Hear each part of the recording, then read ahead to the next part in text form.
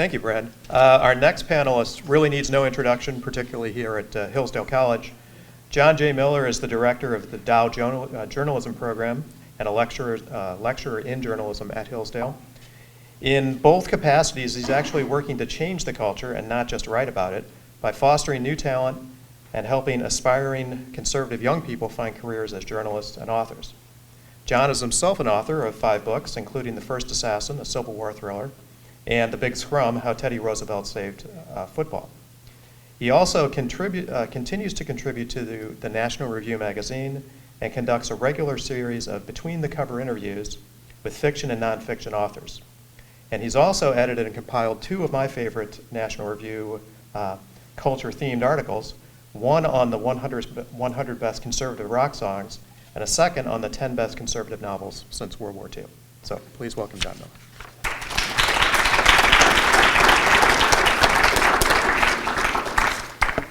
Thanks, Larry.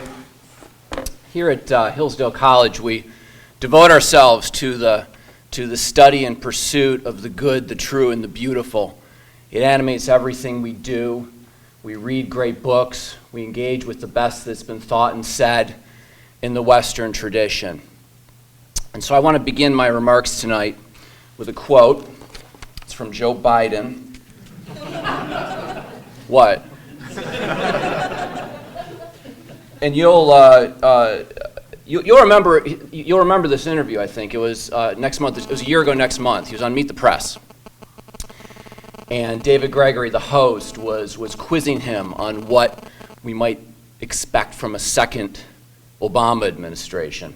And Joe Biden said something that we all knew he believed, but he hadn't yet admitted. He said he was for gay marriage.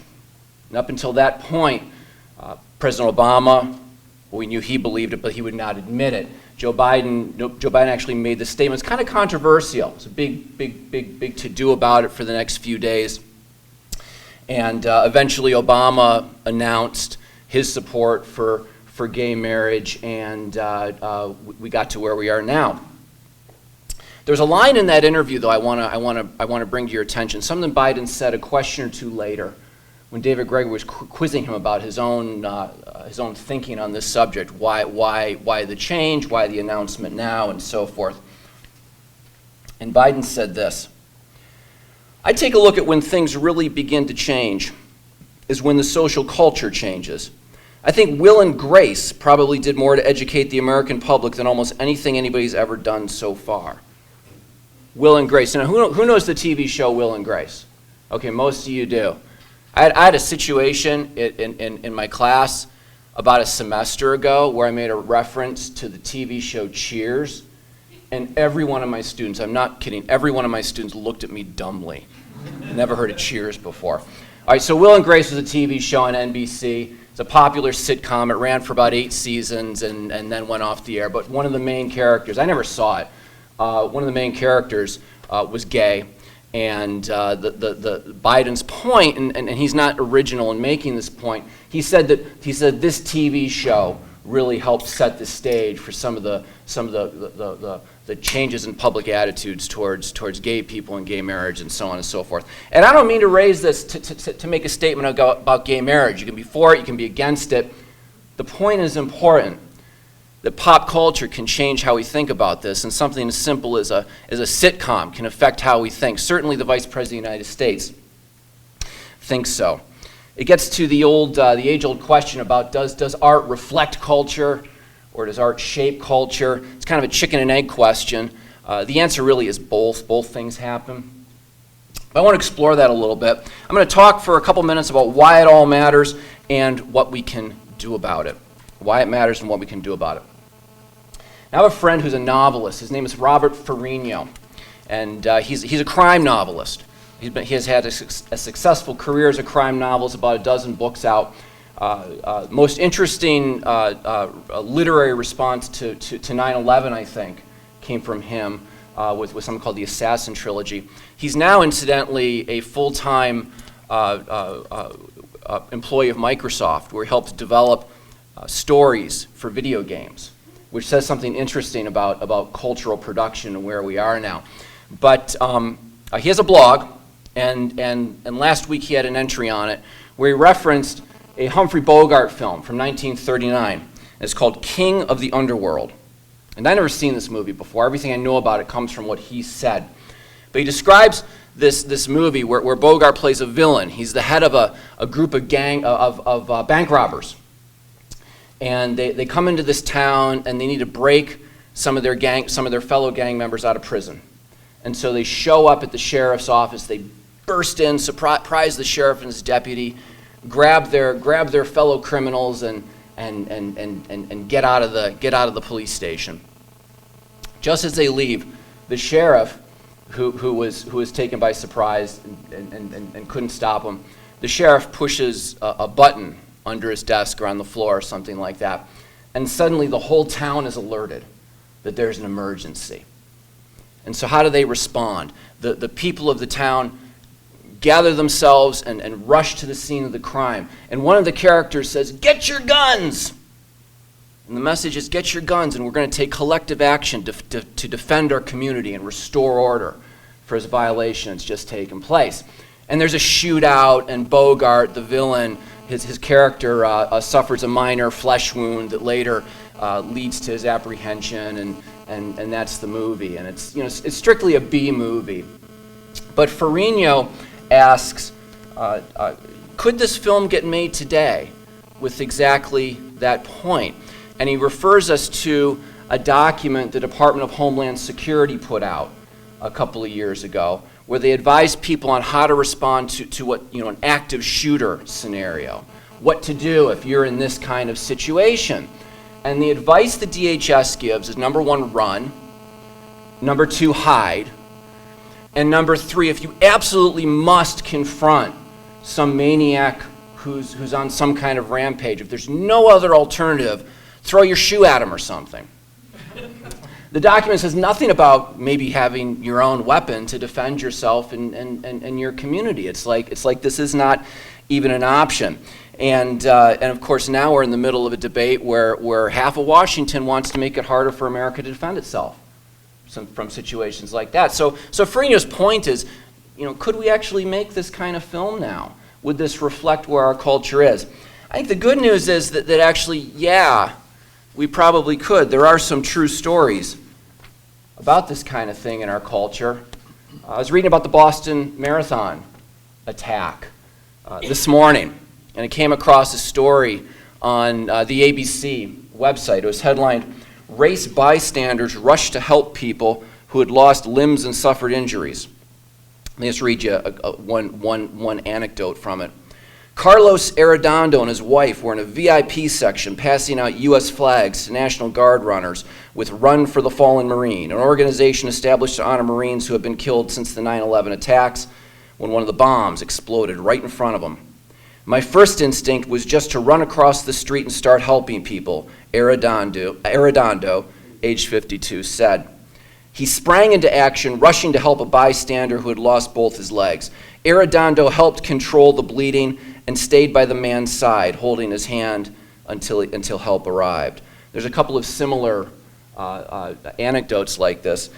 Interestingly, they all seem to be military veterans.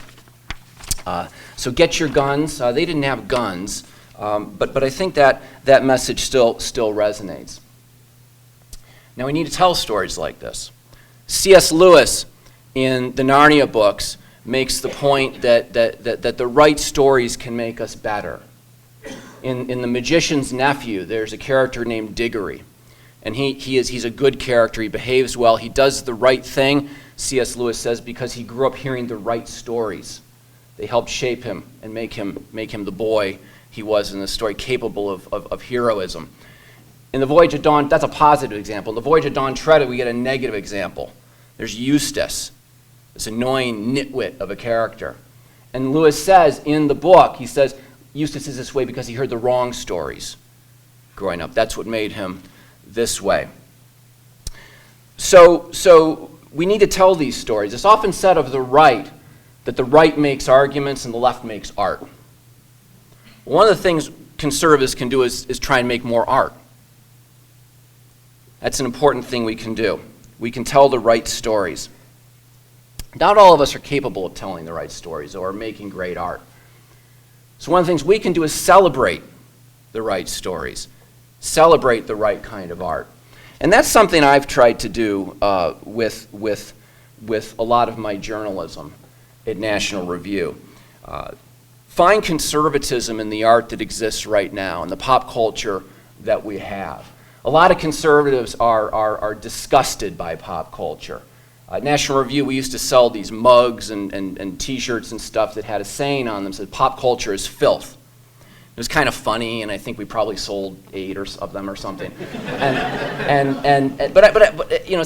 But I never liked it, because I actually think there's a lot of great pop culture right now, and we shouldn't condemn all of it. And conservatives often have this temptation to withdraw from the culture and live as hermits in a good kind of pure life, insulated from this culture that really does touch us all. That's a powerful temptation, but we must resist it. In fact, we're better off engaging with the culture, with pop culture. And if you believe, like I do, that there's something true about conservatism, that it's true because it understands human nature and understands who we are as people, has powerful insights into who we are and why we behave as we do, you can't help but think conservatism will find its way into pop culture. It's there to be found and to be celebrated.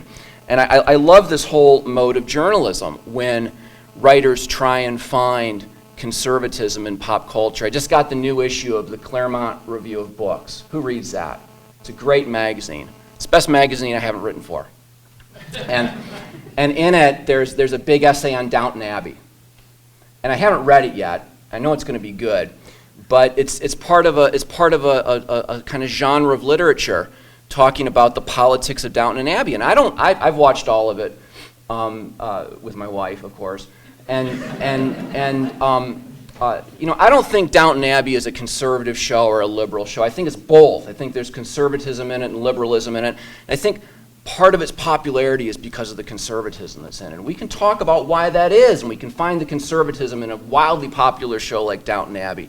That's why it appeals to people. I think we should find these examples and talk about them.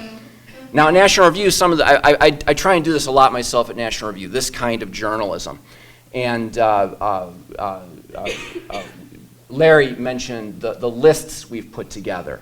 We did a list of a number of years ago, 3-4 years ago, we did a list of the 25 best conservative movies of the last 25 years.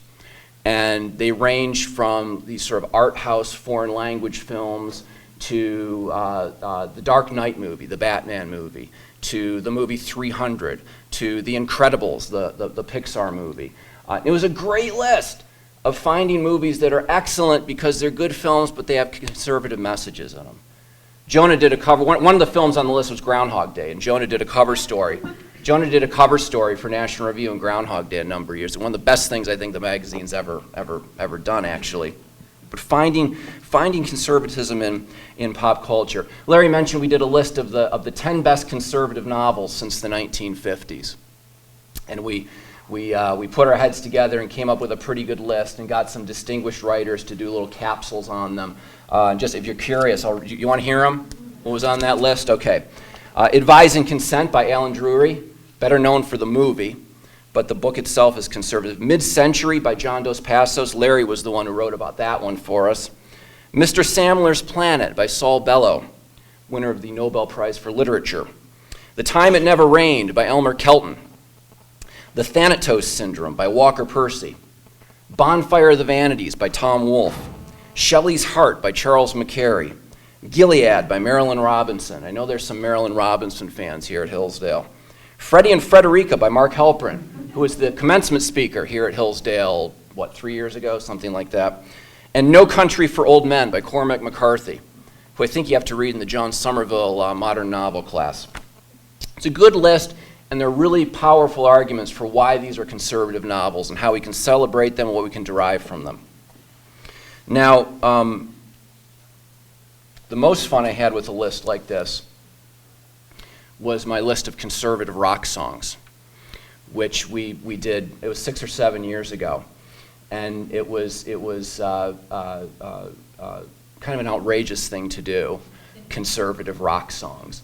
But I had this notion in my head that, there are some great conservative rock songs. I grew up, I'm like Paul Ryan, right? I mean, my iPod is, what was his line? My iPod, my tastes go from AC/DC to Zeppelin, right? That's what Paul Ryan said at the convention. That's kind of where I am. And I've grown up loving this music and thinking there are a lot of conservative rock songs, or rock songs with conservative messages. And Taxman by the Beatles, for instance. So we decided we're going to put together a list of great conservative rock songs. And the idea was, it has to be a great rock song, just on its own terms, but then it has to have a kind of conservative message. Defined in a variety of ways you could possibly define that, but it has to have a conservative message to it. And what I think made it a pretty entertaining list is that it wasn't just a list I assembled off the top of my head. I petitioned readers of National Review Online to nominate songs. Tell me what you think is a conservative rock song, make an argument. And I got hundreds of emailed responses, and it was interesting to see because a lot of songs were getting recommended over and over again. So this was not a scientific survey by any stretch, but you got a sense that there was more to it than whim. There was a little bit of evidence to the fact that conservatives were appreciating these songs. So we put together the list. Taxman by the Beatles was number 2. It was a ranked list. Number 1 on the list was Won't Get Fooled Again by The Who. Great rock song, isn't it?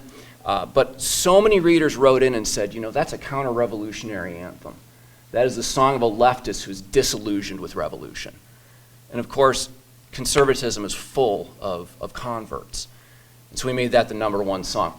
Now, this was a fun list to put together. It's not the best thing I've ever written for National Review. It's not the most influential thing or my favorite thing or any of that. But it became the most talked about thing I've ever written for National Review. The New York Times did a story on it. And then all the TV shows did segments on it. They thought, isn't this weird? These conservatives, they like rock and roll and so on. And the funniest was Stephen Colbert did a segment on it. And the number, I forget what number it was, the number 3 or number 4 song on the list was Sympathy for the Devil by the Rolling Stones. And in the explanation, which I wrote, I said this song is the Screw Tape Letters of rock and roll, because it is Mick Jagger speaking in the voice of the devil, praising moral relativism and taking credit for the communist revolution in Russia. So this is the number 3 or 4 rock, Sympathy for the Devil. And Colbert puts this up on his show, and he says, Sympathy for the Devil. Isn't that taking compassionate conservatism a little too far? So anyway, we had great fun with that, and you can Google it, conservative rock songs, and the story will pop up. Except for today, Joan, did you notice our website is not working today? It's so Google it next week. You'll be able to find it next week. A couple years later, I had a funny experience with it again, because an academic journal decided to write about my list of conservative rock songs. And this is an academic journal called the Journal of Popular Culture. And a PhD candidate in American Studies at Michigan State University wrote a 22-page academic article on my 3-page National Review list. Now, the Journal of Popular Culture, this is a serious academic journal. It has published stories, or I should say scholarly articles with titles such as Queer Dress and Biased Eyes, The Japanese Doll on the Western Toy Shelf, and another one called There's Gender Queens on the Starboard Bow, The Pregnant Male in Star Trek.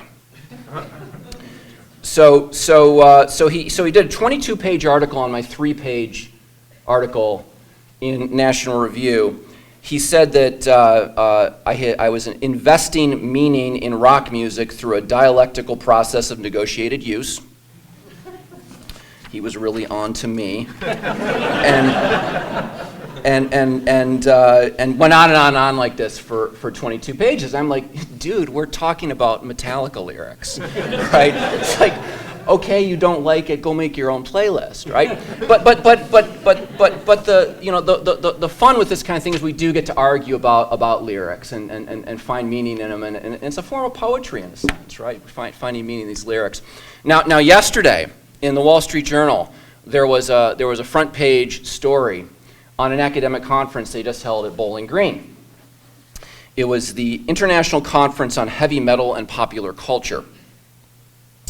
And the story begins with a little explanation of a PowerPoint presentation, which is called Beyond Black, Satanism, Medievalism, and the Dark Illumination of the Self in the Aesthetics of Norwegian and Transnational Black Metal, which I think will be a panel discussion on the Norway cruise this summer, Jonah. So this is what they do at these conferences. There was also another presentation by a professor named Jérôme Guibert, an associate professor at the Université Sorbonne Nouvelle in Paris. And the article in the Wall Street Journal says he, quote, lectured on France's difficulties producing internationally famous metal bands, unquote. Now, I always like to end my presentations with a cheap French joke, so that's it. The sad lack of French, internationally famous French heavy metal bands. So when we're done reviving American pop culture, we should turn our attention to this problem in French culture. So let's tell the right stories, let's celebrate the right stories, and when we're all done, let's try and leave a culture that's a little bit better than the one we inherited. Thank you.